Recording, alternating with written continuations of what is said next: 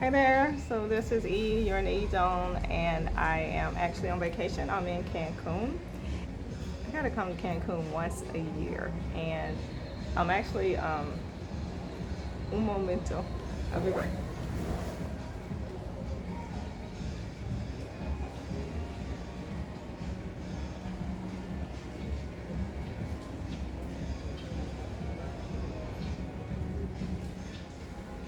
Okay, so I like to plop down in front of the camera, as you know, and I'm sipping. So this is vodka, splash of pineapple, supposedly a splash of cranberry, but I don't really know. But anyway, I wanted to do a quick video and just talk about like settling, right? I feel like when we get a certain age, we begin to settle. And it's not just the women, because have guys that I hang out with, date, have sex with, whatever, and um, I'll say three of them have never been married, don't have kids, late 30s, early 40s, and they all have the same concern that other than immediate family, and they have small families, so mom or dad, um, and maybe a sibling or only child, something like that. So it's something really small. And they are afraid that basically they're going to disappear and they don't have a legacy, or that they'll hurt themselves or like fall downstairs at home or something like that, and nobody's going to notice for days. So you get older, and then when you're trying to pick your mate or find your mate, you start settling, right? You start thinking, oh, somebody that you typically wouldn't date based on maybe something shallow, maybe their physical attributes, or yeah, that personality conflicts, characteristics, things that you typically would say, yeah, not for me. I'm not doing it. Yeah, tolerance becomes much more susceptible to those things that 10, 15, 20 years ago would just be like a no ma'am or no sir. I've, I know for me that I am beginning to compromise on other things, but I'm not convinced that I really want to be um, in a committed relationship. And maybe that's because I'm working on trust issues. I don't know. And not that anyone's damaged me. I've seen some comments in some of my other posts like, who hurt me? I don't remember being hurt like that. I mean, probably my first marriage, but I don't even think that counts. I don't even think that relationship should count. Other than it gave me a beautiful daughter, I don't even think that counts. To me, that should just, I should scratch it. Even though there was 14 years of my life, I really think that both of us should just scratch it like it didn't exist. Um, because the pain in that was, it was at the beginning, and we were so young. I still feel like that people who marry should truly have lived some life. Like getting married 20, 21 in your 20s period is probably one of the dumbest things I've done for sure. And if you find your true love and it works, fine. But for me, I know now that that shouldn't have happened. But you know, you trust the universe and you know things happen for a reason, right? Again, I got a great daughter out of it. Learned some very valuable lessons to the point. Some of them I've still yet to repeat. I just will not. I've learned a lot from that relationship. So, um, but I just wouldn't advise anybody to get married in their 20s, even though the love looks like love. I wouldn't. I don't even fucking know if I would get married in my 50s, so I'm probably not the best person to advise anybody on that. But I do believe that as you get older, you settle because you're afraid of being alone. You don't like being alone. You do want somebody to check on you. You do want someone to be like, care that you're missing or that they haven't heard from you. I have when I have friends come over, even though we might be tipsy when they leave, or I'm tipsy when they leave, I set a reminder with Alexa, and I'm like, hey, reminder XYZ. For example, if there's a fill up in the room or something, I'm like, hey, reminder check on Philip to see if he got home, or check on Jessica to see if she got home. And it one, I want to make sure they did, and two, that reminder helps because I might fall asleep, but it'll wake me up, and I can text them, or I'll see if they texted letting me know they made it home. Like, and somebody mentioned that to me. They was like, I think that's cool that you check on people when they leave, and I never thought about it as being cool. It was just, I really do care. I don't know what I can do if you don't text back other than panic, but it gives me some kind of comfort knowing that you made it safely. And for him, the guy who mentioned it, he's one of the ones that was like, I'm ready for a relationship. I want somebody to care that I'm here, that I exist, that if they don't hear from me, they worry, they're concerned. And he's like, that's just a nice touch. And now, you know what, I think that's where most of us are. I talk about dumpster diving a lot. I talk about going in and finding that old person, somebody that you know is toxic for you, somebody that when y'all get together, it's just gonna be oil and vinegar. It's gonna be a shit show. Like, it'll start off really hot, really good, really cool, fun, because it's comfortable, because you kind of know each other, you got some kind of chemistry. But at the end, it always fucking blows up. Like, it is a shit show, and you know it. You know it.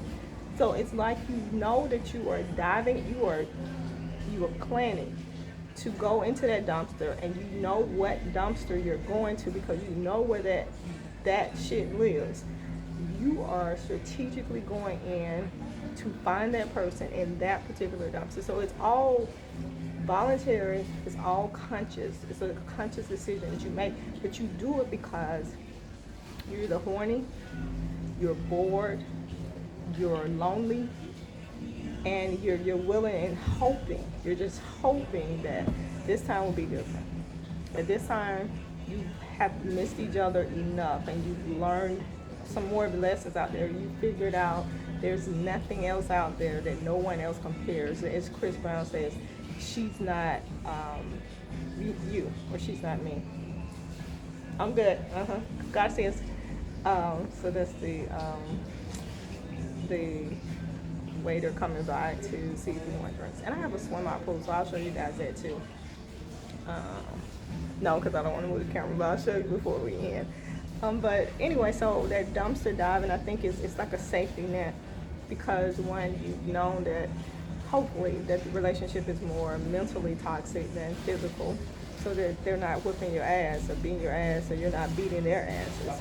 But it's just not a good emotional, mental relationship for you. So you're willing to take that sacrifice. You'll jump in, dig them out, call them, pretend or unblock them or something shitty, and then they come in and a shit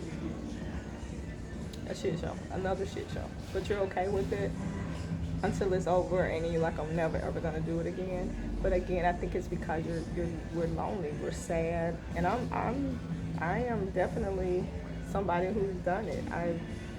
If I block you 9 times out of 10, I'm not unblocking you. That's not my thing. And if I'm really done, I'll delete your number. Like, I'm deleting your number. I'm deleting all of our history of texts and phone calls. Like, I can never ever find you again. So if you dig me up and I figure out who you are when you're texting or whatever, and you're not blocked, then whatever. But for me, if I block you, it's a wrap. That means I don't even want to ever share space with you again in any capacity. I don't want us to breathe the same air. Like, it is that deep for me. But I do keep people on reserve, or I find them, or I dig them up. So I'm guilty of that.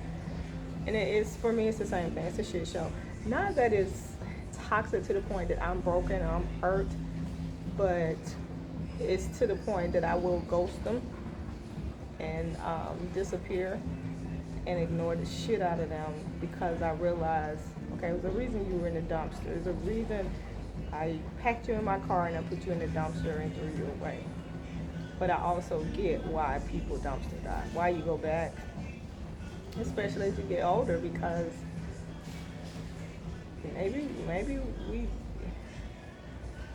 I guess you are compromising, or maybe you're I think I romanticize relationships. I romanticize a good portion of something good out of a past relationship and be like, oh man, but he was good at this, or he was attentive, or he did this, or he could dress or smell nice always, or we always had a good time.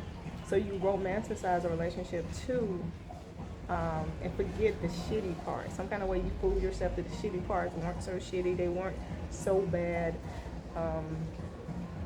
That you can maybe, because you've dated some other men out here or women out here who were worse.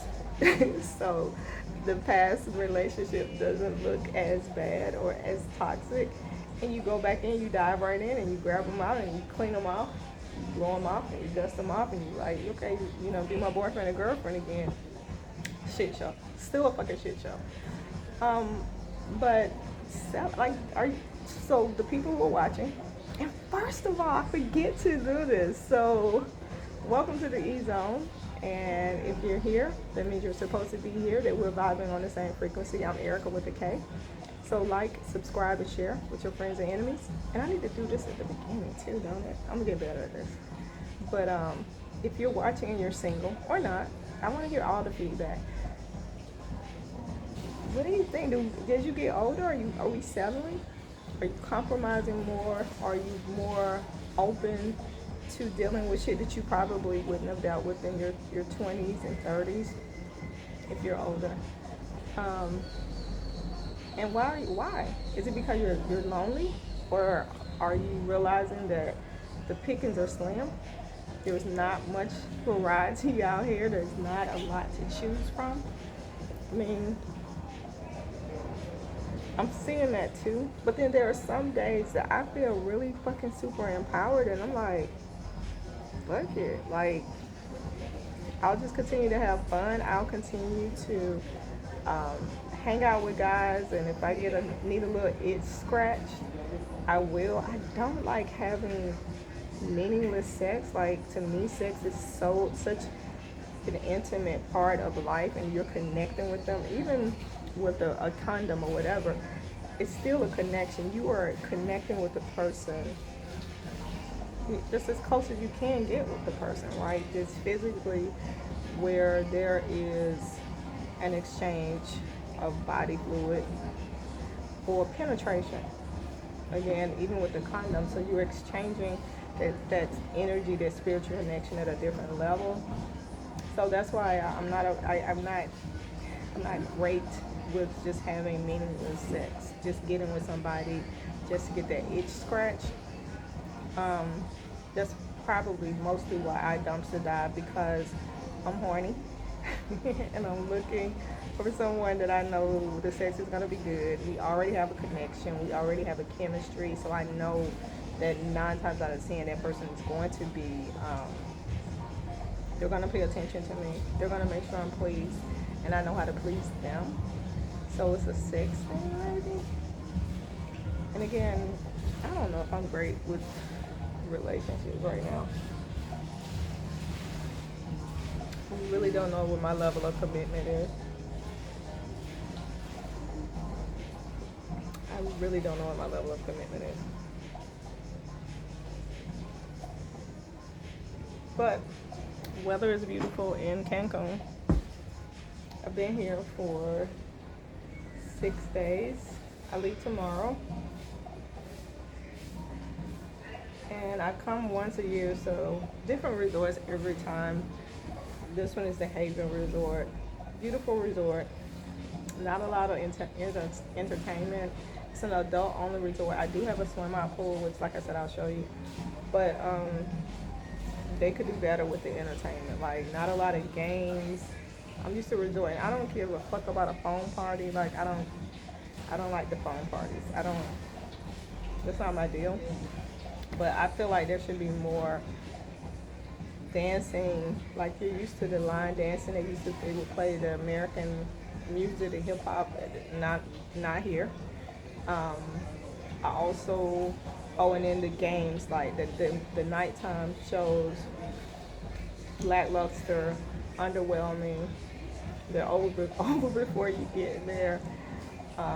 And then like I'm used to shows, like they would do game shows, adult game shows, trivia, get shows, or couple, excuse me, shows or whatever. But yeah, so they get a thumbs down for the entertainment.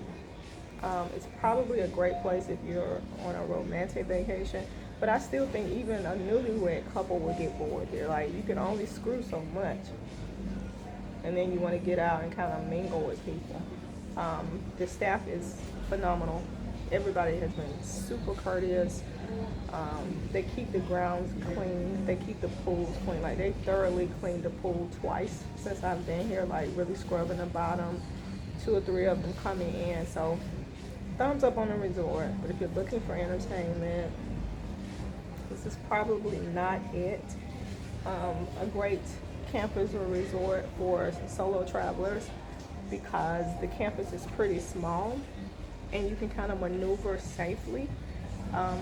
Even though I'm here with with my best friend, she's in a different room. I feel comfortable. I could come back. I would come back and do a solo trip just because I do feel safe moving, navigating around because everything is pretty much compact in the same building. And then my room happens to be really close to the end, so I don't have to do a lot of walking by myself. But again, I would recommend for a solo trip. But if entertainment is your thing, maybe not so much. But anyway, I'm going to show you my swim out, and then I'm going to end this video. And again, thanks for watching. Thumbs up, subscribe, and share. Hold on. Let's see if we can switch it. Alright, so this is a swim out. And that is how we're going to end it. See you next time. Love, E with Erica with the K.